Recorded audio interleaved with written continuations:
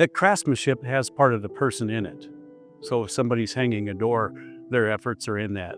Think about that house being out there 20, 30, 50 years from now. Somebody's still using that. That's just that legacy that goes into our homes.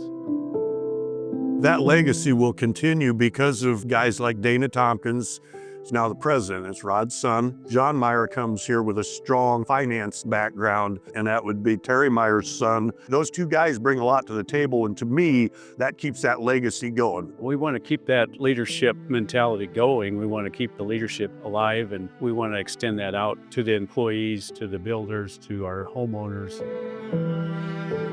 How we pass along knowledge and skill boils down to old school apprenticeship. So when folks come out on this floor, they're going to learn from people that have been doing this, in some cases, 35 years. So having the ability to see people who have literally witnessed everything across 4 generations, teaching you what it's like to truly construct a home, is a fairly significant advantage to our product. The generational knowledge here is probably the greatest tool we have with Dana, with John, those guys who have followed in their father's footsteps. That knowledge passed down over decades worth of building homes here.